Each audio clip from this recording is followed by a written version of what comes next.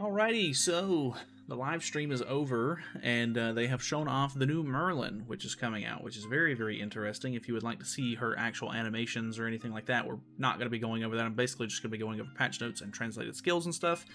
So if you want to, feel free to go look at the live stream that we did. It should be up on the channel. You can kind of skim through it and look at everything as you need. But we're going to be going over just, the specifics and everything. So obviously we are getting a brand new Festival Merlin. I'm glad that she is not a lolly, which is fantastic.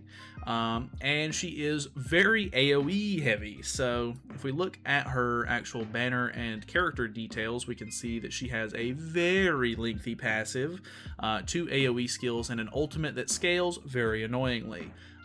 So the big takeaways here are that there is a 5% damage additional multiplier or whatever from the ultimate, which is only 5% at level 1, and you get 1 additional stack of her passive. I know we'll go over that in just a second, but it goes up to 2 stacks at level 3 and a 15%.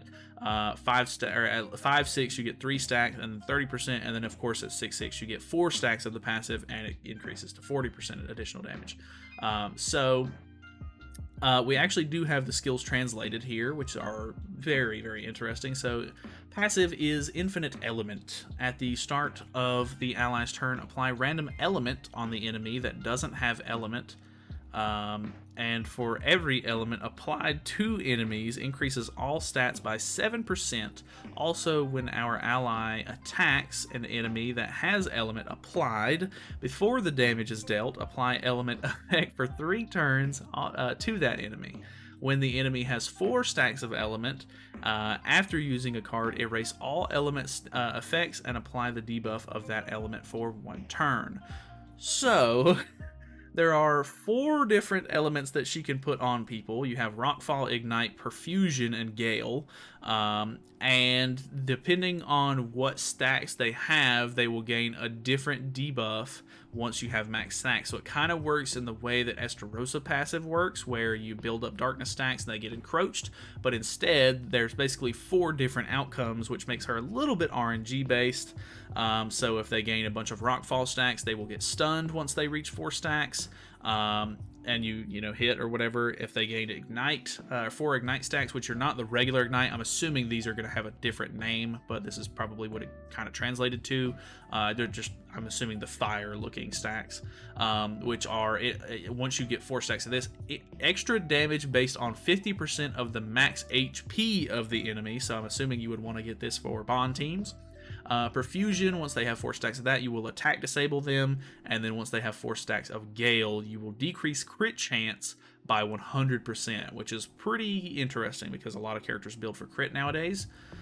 So how it works, there is element for each debuff, and if you apply 4 elements to the enemy, then it applies the debuff that element represents as. So, just like I was talking about. The first skill is Halloween Gother's AoE, so just a dissolve. It does deal damage, and it puts a dissolve effect on, which is really good because you need ult control and stuff like that. At least somebody on the team needs ult control. The second skill is 130% multiplier AoE with element explosion, which is new, just like how Estarossa has his covert action skill, which does more damage depending on how many darkness stacks. This is basically the same thing, where element explosion for every element applied to the enemy, 40% extra damage. So that is very hefty, especially with the fact that she's getting 7% to all stats across the board when you apply a lot of element stacks. She's going to be hitting very hard. So her ultimate is 525% multiplier AoE with element explosion. Again, also apply 4 element debuffs that doesn't overlap with each other. This must be at 6/6. Because like we were showing, right here, this is the 4 elements thing, and you do not have that unless you're completely maxed out, of course. And then I assume the element explosion modifier is getting changed, whereas with the regular card, it's a 40%, but it's only 40% on the ultimate if you have it completely maxed out, which is incredibly dumb. If the regular card is going to be 40%, then why is the baseline not 40%? That's so stupid. But they do this every time. I'm going to stop complaining about it. The actual banner itself is pretty interesting. It is, of course, a 900 banner because it's a festival. The new Merlin is rated up. There are 4 total Merlins on this banner. We have the new one, the old Festival Merlin. We have both of the Truthseeker Merlins down here. We have Festival Gother, Festival Deanne on the banner. We have both new Archangels, so Red Tarmiel and Green Sariel. We have Scotty, Jormungand, Magelda, Freyr, which is really, really nice. And then if I'm being honest, the rest of these characters are pretty bad. Summer Merlin might be okay, but Green Merlin's pretty bad. The rest of this lineup is not very useful for anything. So a couple of filler characters, but there's a pretty good amount of regular characters on here as well. I personally would love to have extra copies of, these 2 festival characters. Red Tarmiel would be nice. I've really been using Scotty a little bit more lately, so more copies of that would be great. Freyr Ultimate copies is always really good for his Ultimate, of course, so would love extra copies of that as well. So the banner's looking pretty interesting. If you don't need those characters, it might not necessarily be a good, character for you. She's not specific to the Unknown team per se, so you can definitely run her with other comps, which I think I would be more apt to do. I'm not a big fan of the Unknown team, but there's good Unknown buffers and stuff like that with Rom in the back, or whatever the case may be. So she can get some extra stats and stuff like that. I'm assuming people are just going to run her on the Unknown team, but yeah, I don't know. Very interesting character. We're getting a new story chapter, of course, so chapter 24.5. Which is great, I guess. We can go ahead and translate this page, actually.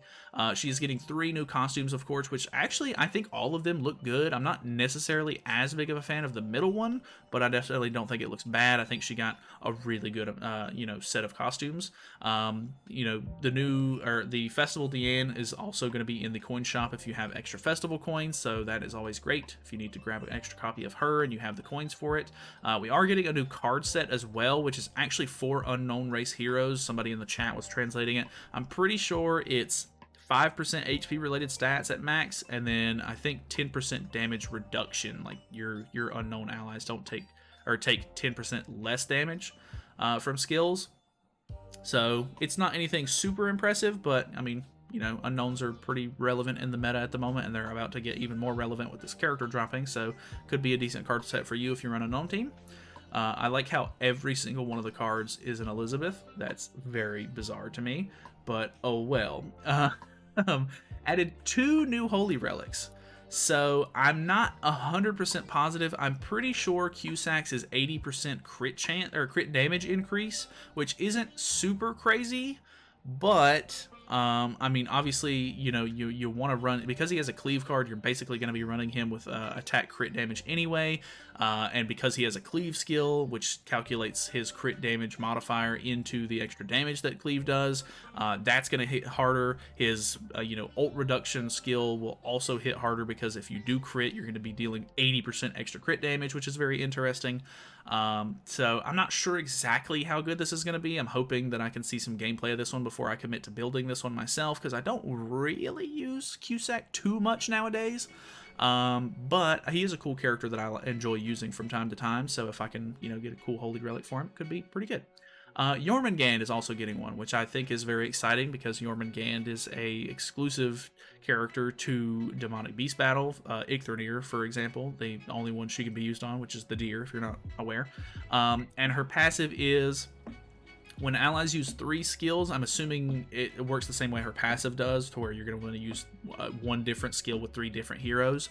It's basically going to cleanse all debuffs off of you, and it's going to rank up your skills in hand by 1. So all of your level 1 skills will become 2, 2 to become 3s, etc. So it's very interesting. I personally don't think that I have too many issues with the deer at the moment, so this is only going to make it that much easier. I think that she was a fantastic character on her own, as long as you understood how, she sort of worked. So very, very interesting to see, you get a rank up and a cleanse, which is great. I think overall pretty good holy relics. I was kind of expecting more than just 2, but I mean, either way, can't really complain. They're not rushing a whole bunch of them out. You can use Merlin, the new Merlin, as a login character now. They're bringing back Belgius, which is fine, I guess. There are new packs, of course, that you can buy if you need those. There's a couple of neat quality of life changes. I think I'm going to wait for the global patch notes to go over some of this stuff, because it'll just be a little bit more in detail. There is a 1-month long login bonus. that we're going to be getting with 150 free diamonds in this, so that's great. There's also a couple of other events that have free diamonds and stuff as well, so good rewards for the festival. We're getting special missions, of course, where you get a free set of tickets for 1 multi's worth on the new banner, and they're doing the level 90 token thing again, which is really cool. So, you know, you can, if you finish all of your missions soon enough, maybe you might be able to use this on Merlin and not waste some materials there, so that could be kind of cool. New events and stuff like that. So we have the Hawk card event where you turn them over and match the cards, or I don't think you're really matching the cards, you just get rewards and stuff like that, but that's cool. They're bringing back the Hawk event boss, the one where you actually fight Hawk and you wait a bunch of turns and you get big damage increase, which is, it's whatever. It's kind of a boring boss if I'm being honest myself, but it's fun to see the number, I guess.